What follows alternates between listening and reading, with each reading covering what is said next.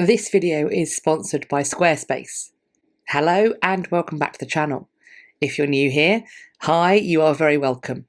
This is Reading the Past and I'm Dr. Cat. And today we are going to be looking into a highly requested topic because we are going to be exploring, experimenting with and generally discussing the use of ChatGPT. And we're going to be doing this with the help of a very special guest. You might know him best as Mr. Dr. Cat.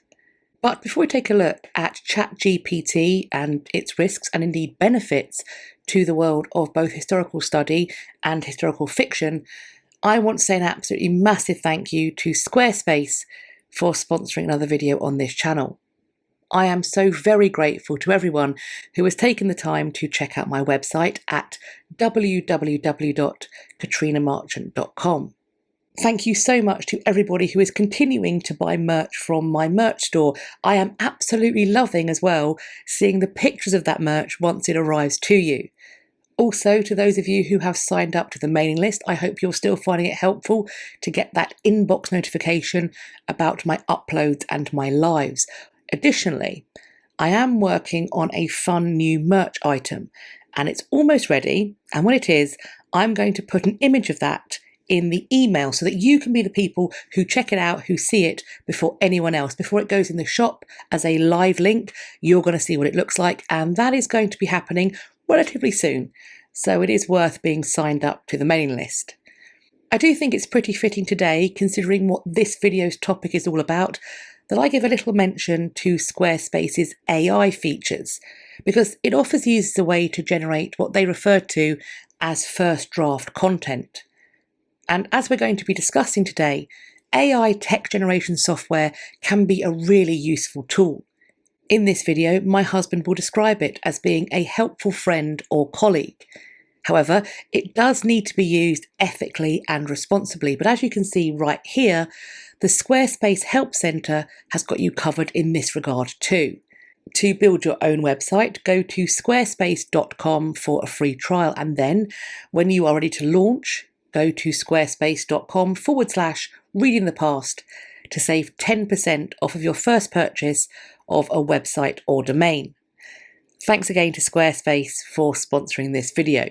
But now it's time for us to sit down with Mr. Dr. Cat and to take a look at ChatGPT and its potential effects on history.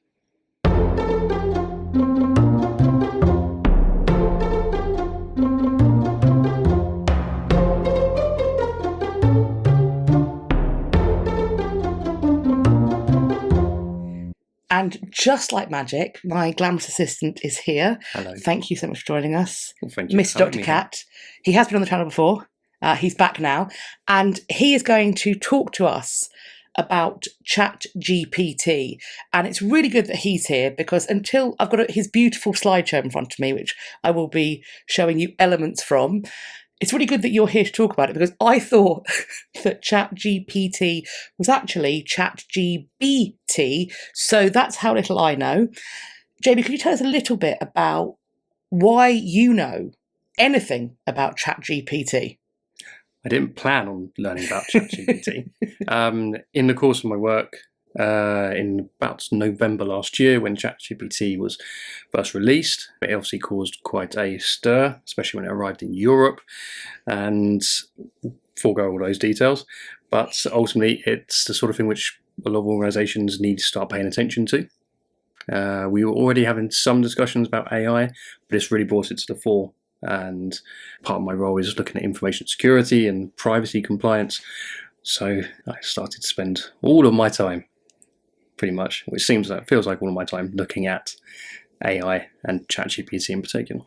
So ChatGPT, the fact that it's coming up in your job, that you're mentioning these things, compliance, privacy. For a lot of us, we see AI, ChatGPT, it's fun things. For me, maybe. I'm sure that many of you understand the seriousness.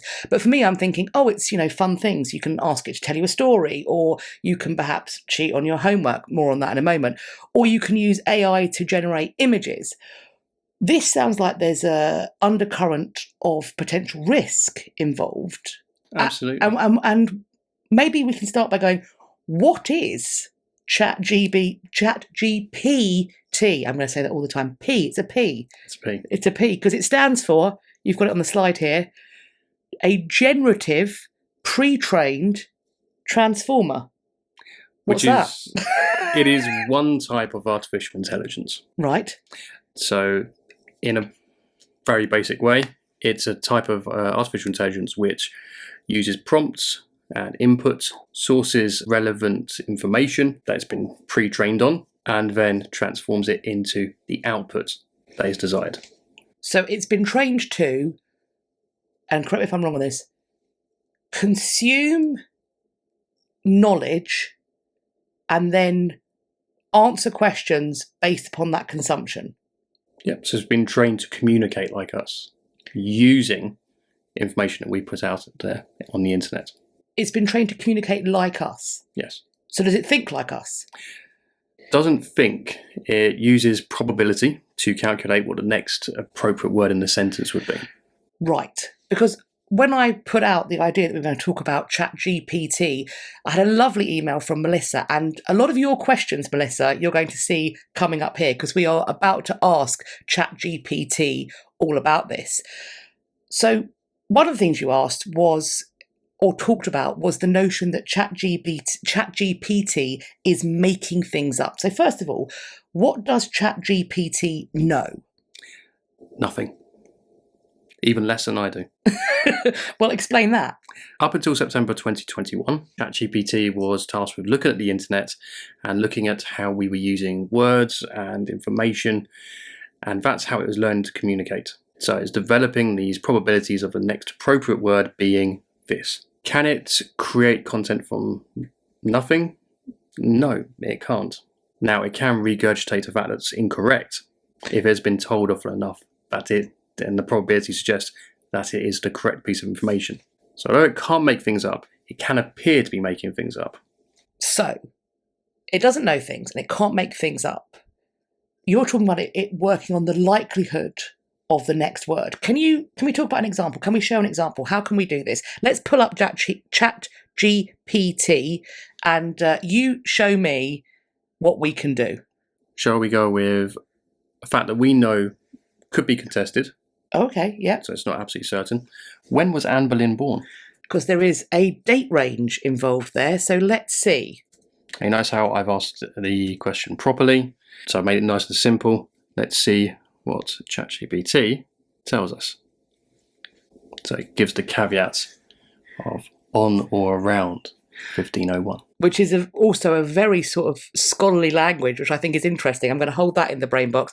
Anne Boleyn was born on or around 1501. The exact date of her birth is not known with certainty, but it's generally believed to have been in the early 16th century. Yes, I mean, I have no problem with that as an answer. It's certainly the answer that I would give if I was asked that question. Right, so what about something that we know with certainty? So, one other question from a similar time could be, when did Christopher Columbus arrive in America? America's an interesting choice of a word. Let's put that in and see, actually. I said something we know with certainty. Let's have a chat about this. Well, we know for a fact he did not set foot in mainland America.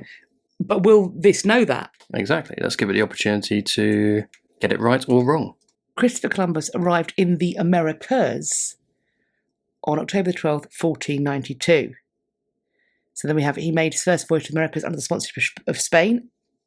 I mean, yes, Isabella and Ferdinand, the Catholic kings of Spain. I think Spain is a less homogenous. It's not wrong. There could be more detail there. We have arrived on an island in the present-day Bahamas, which he initially believed to be part of the East Indies. This event is often considered the starting point of the Age of Exploration and the European colonisation of the Americas. So there's a specificity there. It's not. What I'm pleased to see is it didn't say Christopher Columbus in 1492. Columbus sailed the ocean blue and discovered America. That's very interesting. Yeah. So it looked at our question and understood arrive in America to be the Americas as a whole. So there is artificial intelligence right there in anticipating what we're actually asking it. Now, that's not what we were asking it, but it gave us the benefit of doubt that we You're were right. being terrible. The data's right. We know it's in the Bahamas. We know he sailed from what we now know as Spain. So Mhm. again, using language that we understand. Oh yes, yes. Oh right, yes. We're not talking about Aragon and Castile. Right, yes. Fair. Okay. Now, if we asked whose flag did he sail under, we would expect a more detailed. Interesting. Have we got another question we can test it with? Test it with this one. Well, bearing in mind it was only processing data, it was only looking and being trained on data up until September 2021. So it's been released into the wild and has had no further training by the developers since 2021. So all of the stuff it knows is the stuff that it's finding currently. That is the claim of OpenAI. There is a lot of conjecture about this. And in fact, if we're using ChatGPT 4, which is a paid version through the OpenAI portal, or if you're using Bing Search, you're using ChatGPT 4, then that data is feeding off a live internet. So you've asked it, who is the king? But it's been trained to 2021, so will it know? Let's ask. As of my last knowledge update in September 2021, the specific king you are referring to could vary depending on the country and the current date. So what's interesting is, of course, we didn't specify the king of which nation. That's very interesting. It's leaning into the fact that the last knowledge update was September 2021. Okay. Now, could that make you think that it's anticipated where we are and the fact that it knows that there's been an update, but it's not allowed to tell us because it wasn't trained on that data? Oh, I didn't even think of that. So it said this because it didn't just try and find king. It said there's something's happened. I know where you are based upon, I was going to say echolocation, but it's not echolocation. It's not echolocation. Location settings on the computer. We're not dolphins. No, we could be though. We could be dolphins. That was a David Bowie song. Exactly. So it's essentially it's saying there's a thing that I know that I can't tell you. Is that what you're asserting? That's what here? immediately sprang to my mind when I was reading that. But then I spend all day, every day looking for nefarious intent. There's a conspiracy theory to be had compliance. here. Everyone, see if you can find something that makes it seem like this is what's going on. That's really interesting. So ChatGPT, it might not be able to make stuff up, but it could be programmed to trick us into believing that it's as updated as it is. Well, its terms and conditions will say that it's not looking at any current data. It's not using this data to inform it. We know it still has internet connection. Right. So something. Or it could just very benignly be trying to protect itself by responding in that way. If we asked who the King of Soul was, I asked a question earlier in preparation for this, it did give me Otis Redding. So it jumped in pretty quickly with that one. Yes. The King of Rock and Roll is Elvis Presley. According to ChatGPT, other kings of rock and roll are possibly available. According to the internet. According to the internet. That's internet rules. Mob mentality. That's what we like. So these are interesting tests. It might be tricking us. There might be some shenanigans going on. My question is, what is the potential impact of ChatGPT on history, as that's the subject of this channel? What do you reckon? If you think about history in terms of the academic context, it could be very problematic. For a long time, we've relied on plagiarism software to identify pre-existing text used, copied across in essays. Yeah, I used it when I was marking essays of undergraduate essays. Absolutely, that's software that's still available. So, but would that not pick up? No, because it's looking at original content. So it's taking information that's available online and then reproducing it in a very human way. I suppose what a university can be reliant on is that if they set an essay question and more than one student is going to use ChatGPT, the lecturer is going to see that there's very similar text, because presumably it won't be original for every. If you ask the same question, you will get the same answer. Logically. But not necessarily. Put it to the test. I'd imagine you would get the same answer back because it should be coming up with the same probability, but It could be worded differently. it could potentially be worded differently. It's designed to be as human as possible and to give the same answer in a very, as if we're responding live. So are you insinuating that someone like me, who has marked undergraduate essays, who has worked with school students writing essays as well, I've seen a lot of essays, is what I'm saying. Are you saying that potentially it could trick me? I believe it could. All right, show me an example. I need to see this. Okay. So let's ask it an essay question. So the instruction we're going to give it is write a 1,000-word essay about the downfall of Anne Boleyn. So that would be potentially an undergraduate essay question, I think. So it is. There we go. So it's typing it out. The downfall of Anne Boleyn, a tale of ambition, intrigue, and tragedy.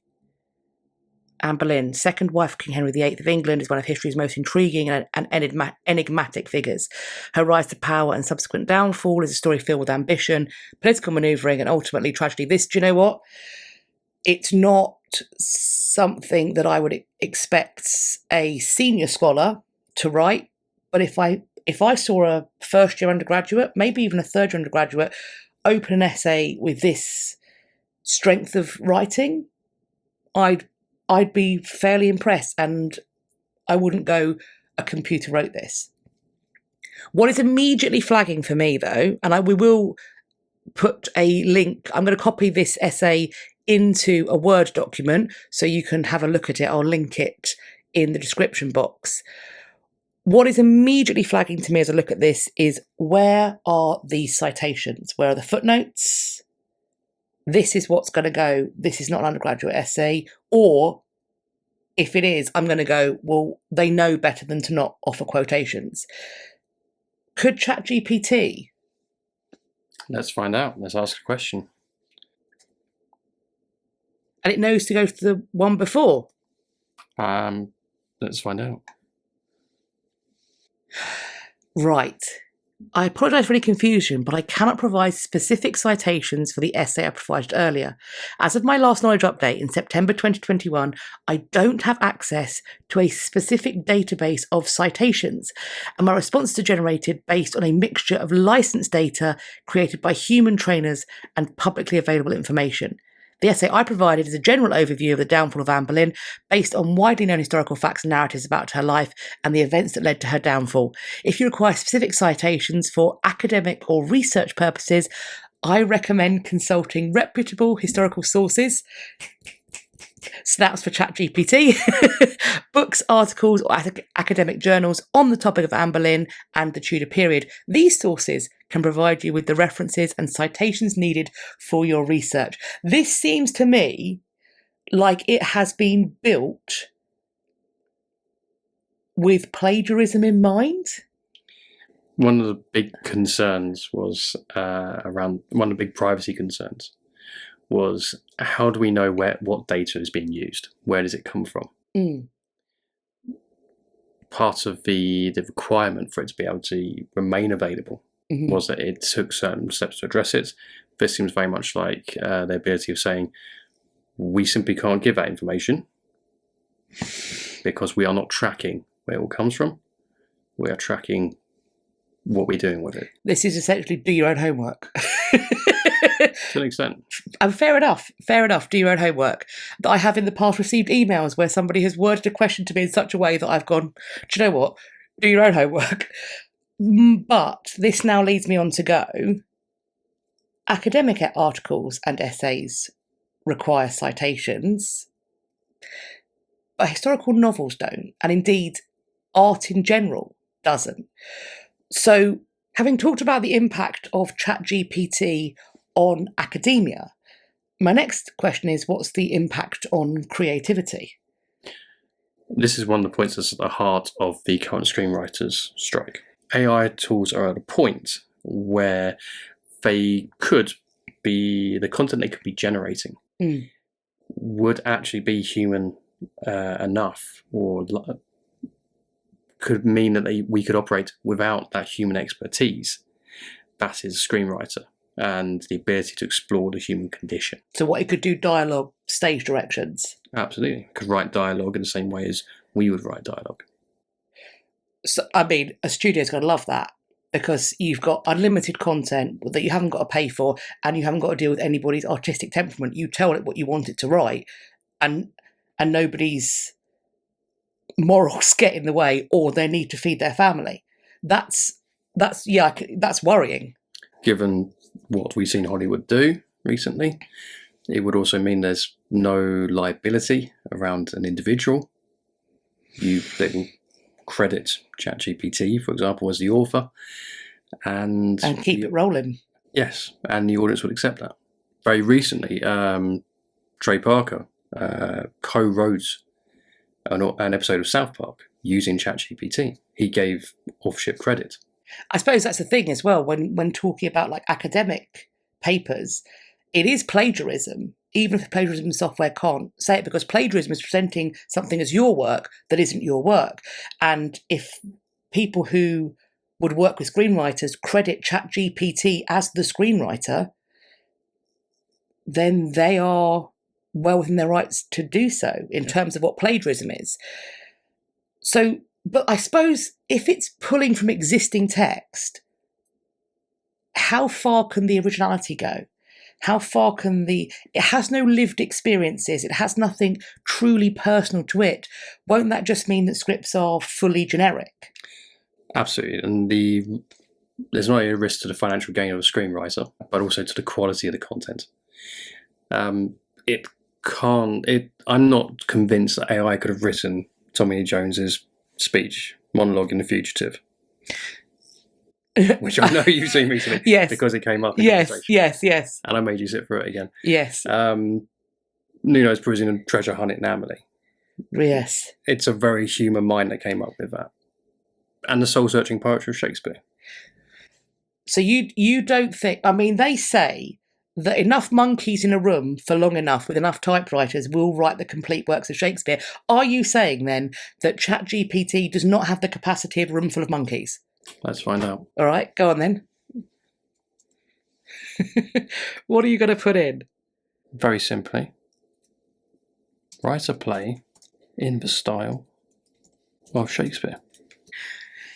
So, certainly, here's a short Shakespearean play titled The Masquerade of Deception. Act 1, Scene 1, a moonlit garden with a great masquerade ball in progress. Masquerade feels oddly ahistorical. I'm going to have to check that. We have Lady Eleanor, though, a beautiful but mysterious lady in a mask. She is approached by Sir William Shakespeare, a dashing and charming gentleman. Sir William, fair lady, thy visage is shrouded in secrecy, yet thine eyes, they doth shine like stars in the night. May I entreat thee for a dance, an ode to mystery? You want to know something very interesting? When I was preparing for this, I asked this question to see what the answer would be. Right. It again came back with the Masquerade of Deception, but different character names. Have you got a copy of the original play? Yes. So what I'm going to do then, you can check out both plays. I will leave the one you searched, so we'll have Mr. Dr. Cat's version, and we'll have the filmed version, and you can see it. Who had the better play? Who had the better play? They dance gracefully. Their chemistry evident. That is not a Shakespearean stage direction. That's essentially how our first meeting was. I love you. We've got an Act 1 Scene 2. We've got an Act 2 Scene 1. All Lord Percy's popped up. We have gasps and whispers rippling through the crowd. How does this play end? Let's go straight to the end. Oh my goodness, that's gone quickly. Blimey. So Act 3 Scene 1, we're suddenly in a courtroom where Lady Eleanor is on trial for defying social norms. Blinky pink. The judge, loudly, we're holding hands, we're traumatised by this. Lady Eleanor, thou hast committed a crime. To love without regard for station or name. That's not actually illegal. That's not illegal at any point in history. In the parameters of the world in which they inhabit. I've read a Tempest. It's not actually illegal. The father has rights. Thy punishment is just for its time, to extinguish the flames of this forbidden flame. Do you know what? I don't think Shakespeare has got much to worry about currently. And then we're in a prison. The next scene, Lady Eleanor is in a prison awaiting her fate. She is there reflectively. In love we found our strength and grace, though society's chains sought to bind. For love's sake, we'll meet our destiny's face, in each other's hearts, forever entwined. I need to go through the rhyme scheme of these, but it feels like it's following a rhyme scheme. I'll look at the whole thing, and you can too. We're then told as the curtains fall as Lady Eleanor and Sir William's love endures despite the world's judgment. The Masquerade of Deception is a short Shakespearean-style play that explores themes of love, secrecy and societal expectations, echoing the dramatic and poetic style of William Shakespeare's work. So I think rhythm is where they've gone, and then they've just taken a hard left turn towards prison and punishment. It's gone tragedy very quickly. Right, I will definitely link those. I certainly feel like I have had a lot of questions about ChatGPT answered, about how it functions, about how it works. These examples are super helpful. Where I still have loads of questions is on the morality and ethics and creativity of all of this, but I certainly don't think that we're going to answer that. I would love all of your input. Before we wrap up, I do have some final questions. I think we've touched on it. To your mind, what is the problem, if there is one, with ChatGPT? Why is everybody so het up about it? It does seem like a useful, somewhat amusing tool. It is a useful friend, but we shouldn't lose sight of that. It is not meant to replace us. It should never be considered as human, but it does have a role to play, and it can be used for tremendous good. It can be used for not so good. So, obviously, this is not legal advice. You are employed by a company, you work for them. Please don't sue us. But for people who haven't used ChatGPT or who are considering having a play around with it, as they take their first foray into this, what advice would you give them? So there's a few things to consider before using any AI. Firstly, understand the limitations of platform. And in fact, this advice probably used to any online platform that you want to use. Always check to see if a fee is required, either at sign up or further on down the process. As this changes and we can figure out more and more ways to make money from it, people will find ways to trick people. Find out what the terms and conditions are and really take the time to look at those. So it's something I've had to do at work, but it's a good practice to have even outside of the workplace. Then when you're actually getting to use the AI platform, there's a few other things to consider. Firstly, like I said, don't rely on it to replace our expertise. Don't share information with a platform that you wouldn't be prepared to share with somebody. So it's assume that there is something or somebody watching. Much like you would with a web browser.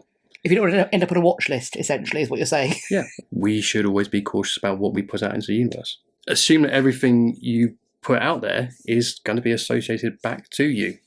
So it's going to be linked to your name, your IP. Very good to remember. You have to create a profile to use ChatGPT. You do. So You want your email, some want your phone number. Always use AI, but any internet-based resource with a specific purpose in mind. It is fun, but then remember that it is fun. If you're using it for a particular work project, be very clear about what you're using it for. And consider switching off the history.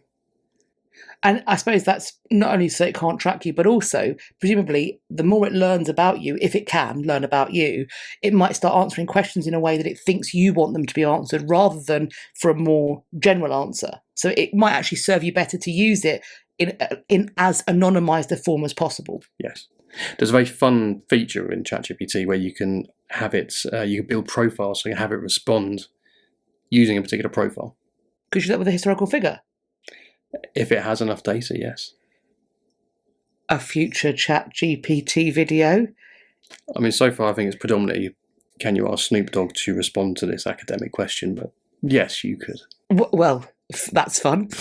So, anything else that you would like to tell everybody? Probably most importantly, when you're looking at the outputs from an AI platform, verify the accuracy of the content. Don't just rely on it being true. As we've seen, it does take some liberties. That's what it's designed to do. With how you ask a question, so thinking about the quality of the input, it will immediately take into account the quality of the information it's been trained on, and it will impact the quality of the output. And also, I think as a common courtesy, I think we should always be clearly labelling anything that's produced by artificial intelligence. Particularly it's being put out there publicly. Yes. I mean, of course, that's the thing, is that first point, to cross-reference the accuracy of the content, what you are essentially doing there is you are doing what ChatGPT refused to do, which is you are finding citations for the essay it wrote for you. So that, again, means you can slip around the confusions and complications of potential plagiarism allegations. So ethically, although it can't make you, labelling it as being produced by this is something that we should all potentially agree to. But if you took that text, you paraphrased it, and then when it got the citations, you would have a completely original piece of work. You would indeed. And so maybe there are elements to which, if you're really stuck on how you want to approach an essay question, maybe it could be like, we don't cite from Wikipedia when we are making our essay questions, but for a general understanding, sometimes Wikipedia is in a really digestible form, and presumably ChatGPT is pulling from sources like Wikipedia. So maybe it can be a place to start, but ethically and also for your own benefit, it shouldn't be the end point. Is that fair enough? I think that's pretty fair. But of course, I want to hear your thoughts on this. So what do you think about ChatGPT as a whole? I mean, I can only speak for myself, but today's discussion, today's conversation has given me a whole bunch of brand new information, because I quite simply clearly had no idea. And I wonder, was that just me? Or do other people feel like they've learnt a lot through watching this video about how ChatGPT functions, or indeed anything else? What about the texts that Jamie and I managed to generate using ChatGPT today? What do you think of those? And how about the ethical concerns that we touched upon towards the end of the video? Were there things that you think we should have talked about, or questions that you still have unanswered that you would like to know more about? Please do let us know, because as always, I'm looking forward to reading your conversations in the comment section underneath this video. And if things pop up that I can't answer, I will ask Jamie, Miss Dr. Cat, if he can chime in. I'd also love it if you could pop an emoji or a social glyph in the comments too, because that does boost the engagement. And the more engagement a video gets, the more YouTube shares it out, which in turn helps us to grow this community. Let's do something computery this time. You can pick whichever one you think is the most computery and fitting. You can also find me elsewhere on social media. I will leave links to all the places you can find me on the internet in my description box. Please do follow me over on some or all of those so that we can continue this conversation and start some others. I do hope that you enjoyed this video and found it useful. If you did, please do share it with your friends. In fact, if you like the channel, let some pals know about it. You can tell me that you like this video in particular by hitting the thumbs up. And please do subscribe to the channel. And if you think you are subscribed, have a little check just to make sure that you still are, if you want to be. And while you are there, checking, subscribing, maybe resubscribing, please do hit the bell icon that sits beside the subscribe button, and then select all in the drop down that will appear, so that YouTube will, they claim, tell you when I have next uploaded, but also when I am next planning to go live to talk about the history news, which I know you are not going to want to miss. We do, of course, have a fail-safe. Please head to my website, www.katrinamarchant.com. I will link it, and make sure you add your email into the mailing list so that then I can message you in your own inbox to let you know what I'm up to that way too. I hope you're going to have a great day whatever you're doing, and I look forward to speaking to you all in my next video. Take care of yourselves. Bye-bye for now.